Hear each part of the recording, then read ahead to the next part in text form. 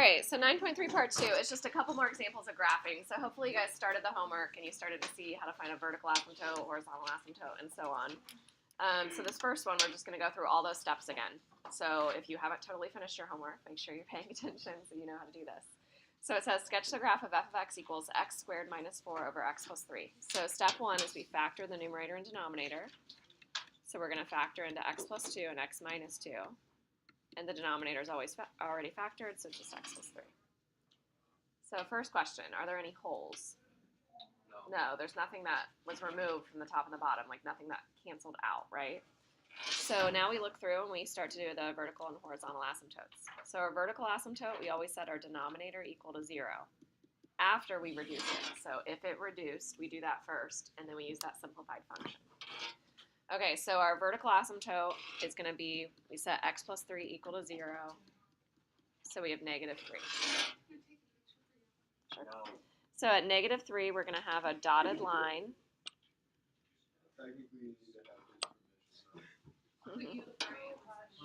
All right, and then our horizontal asymptote, remember the cheesy thing I told you, there's a shortcut. So we're going to look for the shortcut.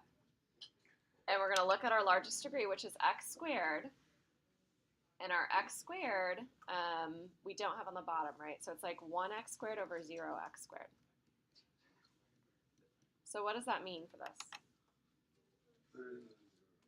There is no horizontal asymptote because 1 divided by 0 is undefined.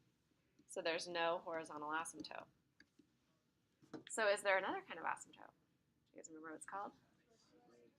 There's a vertical. There's a slant. Do you guys see that there's a slant? Because it's 1 degree more on top than it is on the bottom. Okay, so if we're 1 degree more on top than on the bottom, we're going to do our long division. So I'm going to put in a 0x, and I'm going to divide it out. So you might have had 1 or 2 of these on your homework where we had a slant. Can you do synthetic? You could also do synthetic. You would do negative 3 in your backwards L, and then it'd be 1, 0, negative 4. Okay, so as we're doing this, we're going to say, what do I multiply x by in order to get x squared? So I need an x. And then x times x is x squared. X times 3 is 3x. Draw the line, change the signs. Then we add straight down. So I get negative 3x minus 4. So then I repeat the process. So I say, what do I multiply x by in order to get negative 3x? So I need a negative 3. And then really, I can be done there because I have y equals x minus 3. No, because you need this negative 3x minus 9, right, in order to cancel the... Okay, so we're good. So our slant asymptote is going to be y equals x minus 3. So we know how to graph that. Its y-intercept is negative 3, so we're going to go down to negative 3. And then our slope is going to be up 1, right 1, up 1, right 1, or down 1, left 1. And that allows us to draw in our asymptote. Just like that. So most of the time, your answers are either going to be, so look up here, it's either going to be here and here, or it's going to be here and here, okay? Yeah, kind of depending on if there's a negative x squared or not, like a negative out front. I think you guys did have one on your homework where it was like the bigger portions. All right, so we're going to figure out where the two pieces are. It will never be, remember we talked about this yesterday, it's never going to be like here and here because then it doesn't pass the vertical line test. So it's definitely not going to be that. All right, so let's find the x-intercept and y-intercept. So an x-intercept is found when we set our y value equal to 0. So we have 0 equals x plus 2 times x minus 2 all over x plus 3. So what I told you yesterday is it's kind of like you're imagining multiplying that x plus 3 over. We don't really do that, but imagine that x plus 3 goes over here. It's going to be gone, right? We're not going to worry about that part. Really, if we have a whole big fraction equaling 0, the only way for a fraction to equal 0 is if the numerator is equal to 0. So that's going to be x equals negative 2 and x equals 2 that make it equal to 0. And those are points, right? So it's negative 2 comma 0 and 2 comma 0. So we're going to be here and here. In our y-intercept, we plug in 0 for x. That's always an easy one to see just from looking at the original line.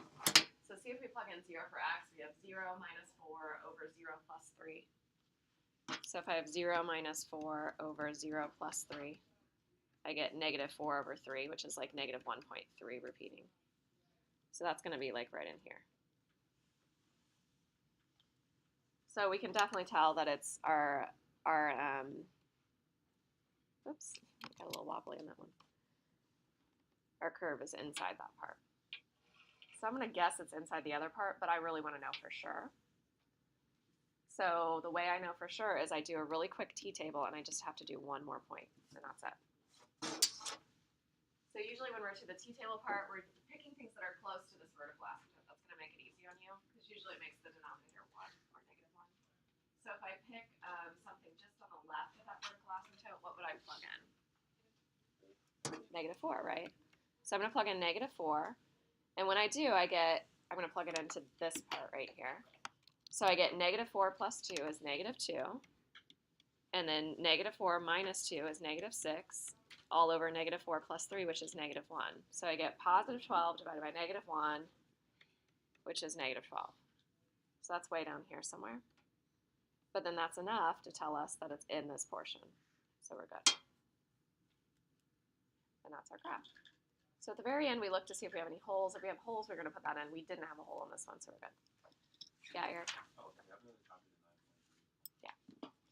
All right, so let's try the next example. So kind of try it along with me. We're going to go through all those steps again. I think it's in this step up here. You can grab one. So it says sketch the graph of y equals x squared minus 9 over x squared plus 4. This is a weird one. Okay, you don't have one really like this on your homework, but there can be weird situations. Okay, so we're going to factor in the numerator and factor the denominator, but hopefully you guys see that we can't factor the denominator. Do you guys see that? It's x squared plus 4, so it's the sum of two squares, which is prime. It doesn't factor anymore. That's what makes this one a weird one. Wait, how is that not 1 of the 2 and 2? Well, you could try 2 and 2, so if you did x plus 2 times x plus 2, if you FOILed that out, you would get the x squared at the beginning and you'd get the 4 at the end. But when you combine your outer and inner terms, you'd have 2x plus 2x, which doesn't work, right? So this would FOIL out to be x squared plus 4x plus 4. So it's not going to be just x squared plus 4. All right, so. Then why would it be? Why could you do that for the 9 and you can't do that for the 4? Because it's a negative 9. If it's the difference of two squares, then you can factor, but if it's the sum, then you can't. So a vertical asymptote, if we set that denominator equal to 0 and we try to solve, right, we have x squared equals negative 4. I mean, that has a solution. It's plus or minus 2I, but that's not a vertical asymptote, right? I's don't create vertical asymptotes, so this doesn't work. So there's none. No vertical asymptotes on this one.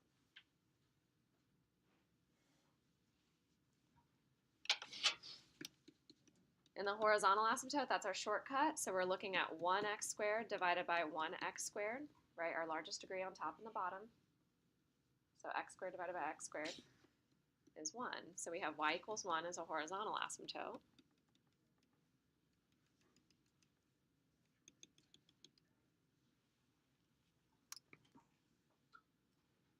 Michael, you good back there? All right, so x-intercepts plug in 0 for y. So I have 0 equals the x plus 3, x minus 3. So you guys seeing that the x-intercept is always just setting your numerator equal to 0? Because that part will go away when you multiply it over, right? It's gone. So we have x equals negative 3 and x equals 3. So those are points, negative 3 comma 0 and 3 comma 0.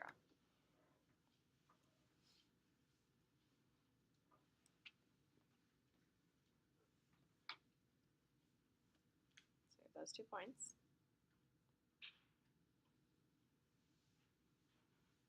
Our y-intercept, we plug in 0 for x. So we get 0 minus 9 over 0 plus 4. So negative 9 over 4, do you guys know what that is as a decimal? Yeah, think of it as a mixed fraction. It would be 2 and 1/4, right? So it's negative 2.25. So that's going to be a little bit more than -2. So some people might think that it does this, but tell me why it can't possibly do that and become a parabola. It could possibly cross an asymptote, but on the ends it has to go along it, right?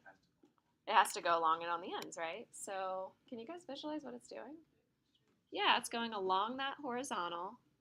It's hitting those points, and then it goes along the horizontal. That's exactly what it's doing. Isn't that weird?